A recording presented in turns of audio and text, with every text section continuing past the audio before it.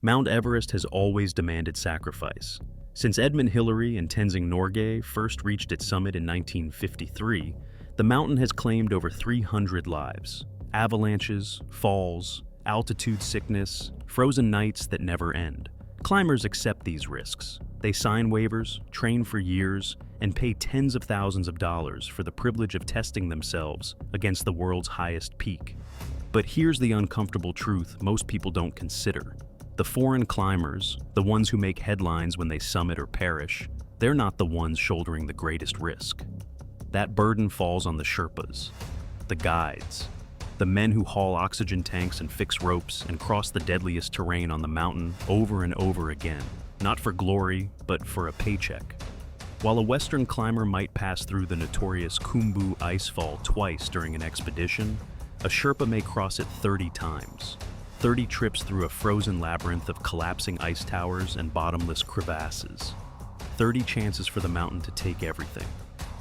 April 18th, 2014. The Talith climbing season was just beginning. The weather was calm, the route had been prepared. 25 Sherpas set out in the early morning darkness, carrying supplies up the mountain for their international clients. They were doing what they had done countless times before. Routine work. Dangerous work, but routine nonetheless. They never made it past the icefall. At 6:30 a.m., a massive block of ice broke free from Everest's west shoulder, a hanging glacier perched a mile above their heads. It weighed approximately 1,400 tons. It was 113 feet wide, and it came down on them with a force that pulverized ice, rock, and human bodies alike. 16 Sherpas died in seconds. 9 more were injured. 3 bodies were never recovered. It remains the single deadliest day in Mount Everest's history, and it exposed a system that had been exploiting its most essential workers for decades. To understand why 16 men died that morning, you first need to understand where they died. The Khumbu Icefall is not a place, it's a process. A slow-motion catastrophe frozen in time, except it's not frozen at all. It's moving. Every single day, the Khumbu Glacier inches downward from Camp 1 at 19,900 feet toward Base Camp at 17,100 feet. A few feet of movement daily might not sound like much, but when you're talking about millions of tons of ancient ice grinding over uneven terrain, that movement creates chaos. The glacier doesn't slide smoothly, it fractures. It splinters into towering seracs, ice columns the size of office buildings that can collapse without warning.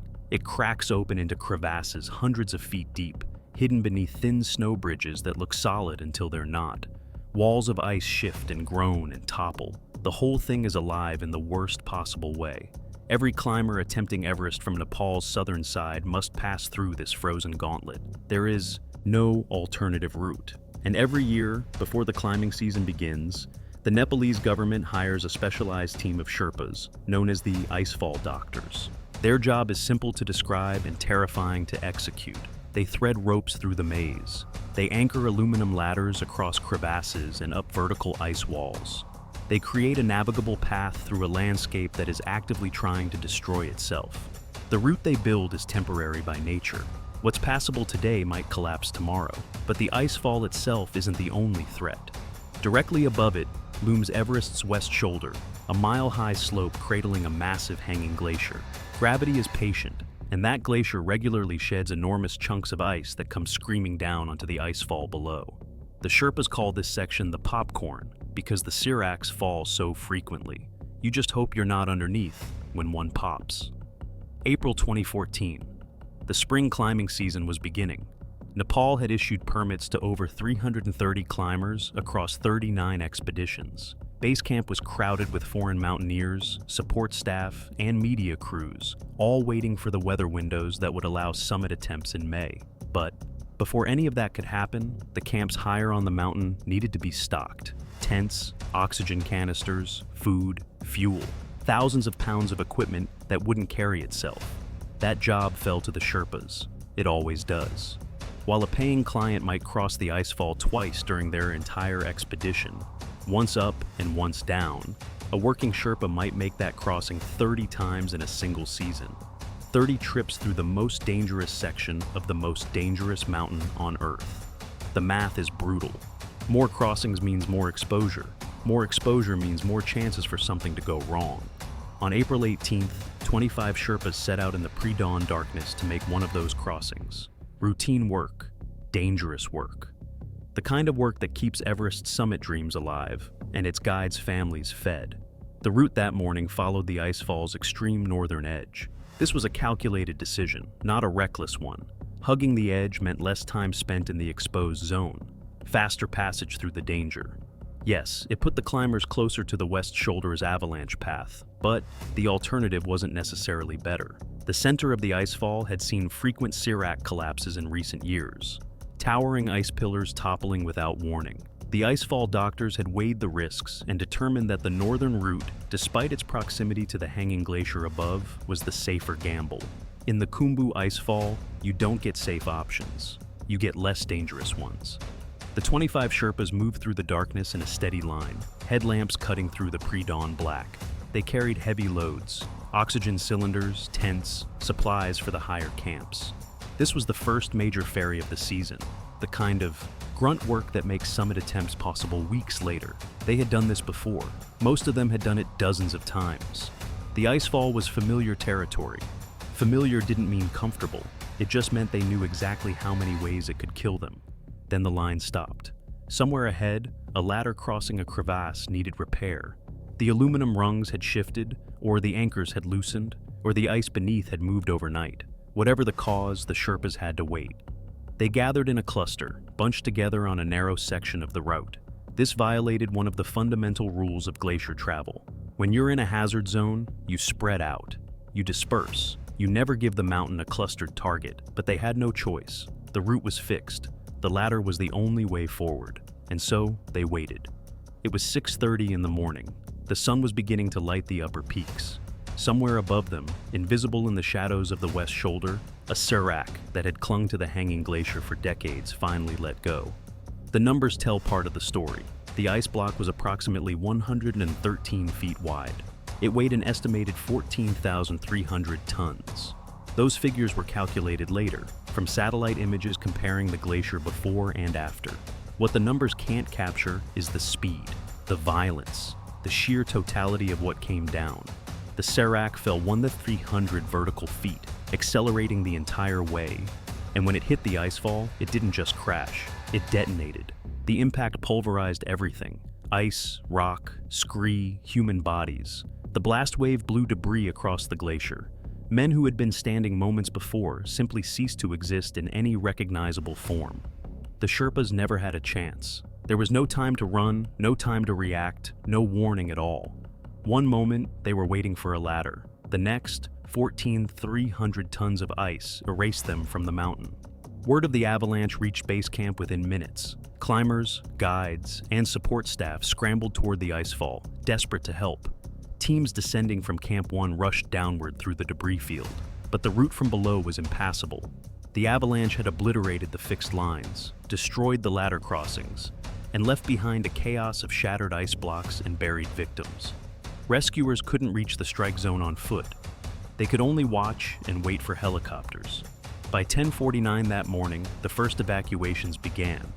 3 critically injured survivors were airlifted out, flown first to the medical station at Farish, then to Lukla, and finally to Kathmandu for emergency treatment. 6 more were pulled to safety throughout the day, plucked from the wreckage by rescue teams working against time and unstable terrain. But the glacier wasn't finished moving. Seracs groaned overhead. The ice continued to shift. Every moment spent in the debris field was another gamble. By afternoon, the rescue operation transitioned into something grimmer: body recovery. 13 bodies were found that first day. 8 were returned to grieving families in the Everest region. 5 were transported to Kathmandu. 3 Sherpas were never recovered. On April 2nd, 4 days after the disaster, officials formally ended the search. The missing would remain on the mountain forever, entombed somewhere beneath the ice. The final toll was staggering: 16 dead, 9 injured, the single deadliest day in Mount Everest's history. And then came the insult. Nepal's government, which collects over $3 million annually in climbing permit fees, offered each victim's family $400 in compensation. $400 for a husband, a father, a son. The men who had died were the very foundation of Everest's climbing industry, the laborers who made every foreign summit possible, and their lives were valued at less than the cost of a single night in a Kathmandu hotel. The Sherpa community's response was immediate and unified. They refused to work. Guides across base camp announced they would not set foot on the mountain again that season. No supply runs, no fixed lines, no due summit support. The strike effectively shut down Everest. Hundreds of foreign climbers, many of whom had spent between $30,000 and $75,000 on their expeditions, were forced to abandon their plans and fly home. The mountain that had taken 16 lives would claim no summits that spring. For decades, the system had operated in plain sight. Foreign climbers paid enormous sums for the privilege of attempting Everest. Permit fees flowed to the government. Expedition companies took their cut. And the Sherpas, the men who crossed the icefall 30 times a season, who carried impossible loads through impossible terrain, received a fraction of the revenue while absorbing nearly all of the risk. The 2014 disaster didn't create this inequity. It simply made it impossible to ignore. 16 bodies forced the world to confront a question it had always been comfortable avoiding. Who really pays the price for Everest's dreams? 1 month before the avalanche, the Intergovernmental Panel on Climate Change issued a warning. Rising global temperatures were creating increasingly unpredictable conditions in mountain environments worldwide. Glaciers were thinning. Ice that had remained stable for centuries was beginning to behave in ways that defied historical patterns. The report made headlines, sparked debates, and was largely forgotten by anyone not directly studying climate science. 4 weeks later, 16 Sherpas were dead on a mountain that had just demonstrated exactly what unpredictability looks like. The question emerged almost immediately. Did climate change cause this disaster? The honest answer is complicated. Glaciologist Jeffrey Cargill of the University of Arizona, an expert on Himalayan ice hazards, offered some clarity in the aftermath. Crevasses and ice falls will always be part of the Everest landscape as long as glaciers exist, he explained. Snow avalanches happen regardless of climate change. They happened before humans started burning fossil fuels, and they'll continue happening long after the last glacier melts. The Khumbu Icefall has been killing climbers for decades. That particular danger isn't new, but Cargill's assessment didn't stop there. With climate change and glaciers thinning, he continued, we can assume both glacier and rock avalanches will happen in areas where they did not happen in the past. Danger zones are shifting. Routes that were considered acceptably risky, based on 50 years of climbing history, may no longer be reliable. The patterns are changing. Your past experience, Cargill warned, will not be a good indicator of your future safety. The data supports this uncertainty.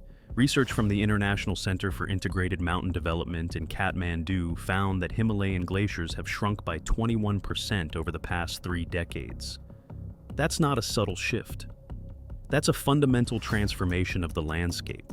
Downstream from Everest, a glacier lake has grown 13 times larger than it was just 40 years ago. The ice is retreating, the water is rising. The mountain is not the same mountain it was when Hillary and Norgay first climbed it. What does this mean for the icefall? Perhaps nothing directly, perhaps everything. The serac that killed 16 Sherpas may have fallen regardless of global temperatures, or it may have been loosened by decades of warming that weakened the glacier's internal structure. There's no way to know for certain. That's precisely the problem.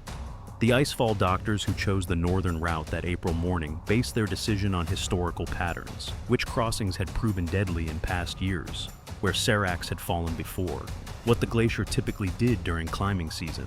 But if the glacier is changing, if the danger zones are migrating, if the old rules no longer apply, then every decision made on that mountain is based on outdated information. The Sherpas who work Everest are navigating a landscape that is quietly becoming more dangerous in ways that nobody fully understands. They are the test subjects in an experiment nobody designed, and the results, when they come, are measured in bodies. In the years since 2014, some things have changed. Nepal's government increased compensation for victims' families. New insurance requirements were implemented. There have been efforts, however incomplete, to address the inequities that the tragedy exposed. But the fundamental calculus remains the same. Every spring, hundreds of climbers arrive at base camp with summit dreams and expedition budgets. And every spring, Sherpas strap on loads that would cripple most athletes and walk into the icefall over and over again. The glamour belongs to the summiteers. The photographs, the sponsorships, the triumphant Instagram posts from the top of the world, the whole risk belongs to the Sherpas. 16 men went to work on April 18, 2014. They were sons, husbands, fathers. They were breadwinners for families in some of Nepal's poorest mountain villages. They were doing a job that the global mountaineering industry could not function without. And they were killed by a block of ice that gave no warning, in a place that the historical data said was the safer route.